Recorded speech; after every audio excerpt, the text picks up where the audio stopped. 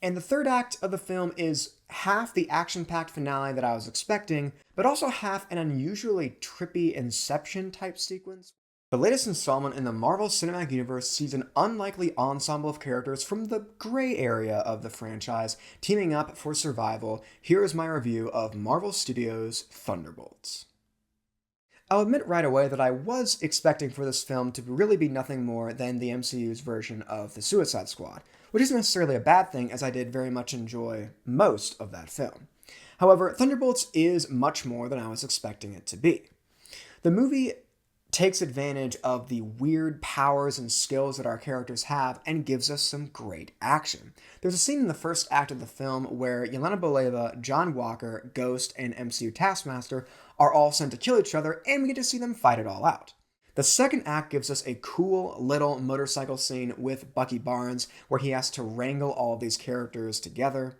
And the third act of the film is half the action-packed finale that I was expecting, but also half an unusually trippy Inception type sequence where to beat the main villain, you have to face your fears, regrets, and trauma. This is how Thunderbolts, despite all the jokes and entertainment, which it has a lot of, is surprisingly thematic. The movie begins with Yelena explaining how much her life sucks and how she just doesn't see the point of moving forward. And we see this with pretty much every character inside the film, including our main villain, Sentry. I was expecting this Superman-type character who is almost impossible to take down by force, and yes, there is a scene in the third act where he pretty much destroys all of our characters, but then the movie takes the troubled nature of Bob, or Robert Reynolds, that we've seen multiple times throughout the film at this point, and makes it into something very dark. Now, unfortunately, the film doesn't really explain how Sentry's powers work, really, in any way. They're just kind of there, and there's not really a scene where, it explains what the procedure was that he went through, things like that, which I suppose you could say helps his character be more mysterious, be more creepy, okay, but I would have liked for them to explain it a bit better. The character, though, does remind me a lot of Syndrome, Ozymandias, Homelander, and even Titan from Megamind. We have a character who is extremely psychologically unstable and is given superpowers, which does not go well. The main character of the film, though, is Yelena Belova, and Florence Pugh gives us her best performance as the character thus far. The scenes between her and David Harbour, especially the one before the final fight, were all great, whether they were comedic or heartfelt. The other members of the team are great as well, although I think now both us and Marvel Studios understand that Taskmaster is really just an original character created to get killed off almost immediately. This is the most frustrating part of the movie, I think, for me, and also not just this film, but also Black Widow as well. If you want to have an assassin like this, who can mimic your moves, make up your own character for the movies.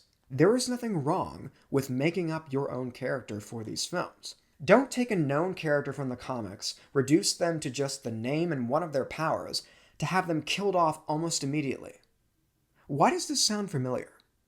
Anyway, as a massive fan of Bucky Barnes, I was initially disappointed that we didn't really get to see him use his overcoming of his past actions in the fight against Sentry at the end.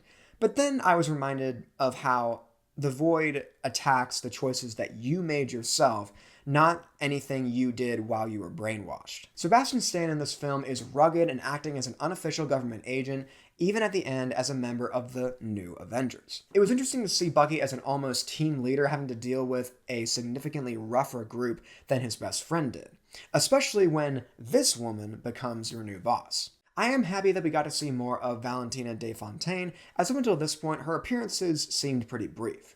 I think this character is supposed to be a more corrupt and twisted version of Nick Fury, who is trying to very much control all the superpowered individuals that she has access to, instead of letting them, for the most part, run themselves. Actress Julia Louis-Dreyfus, I think, gives us a great performance, and I'm curious to see how her first conversation with our new Captain America will go. In addition, with the post-credit scene and the Fantastic Four arriving on the main MCU Earth, it looks like there will be many more teams of characters to combat the next big bad of the MCU.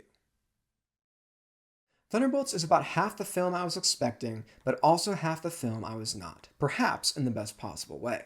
The film has the entertainment and great action of many of the MCU films, but from the opening narration to the final fight sequence, the movie goes for what the franchise hasn't done before.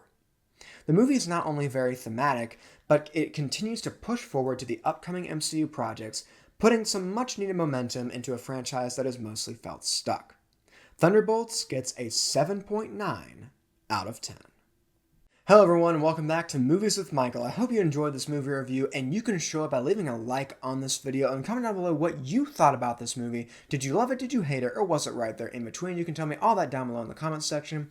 And please remember to subscribe to this channel and click the notification icon to be notified about my latest videos. That's all for now, and I'll see you all next time.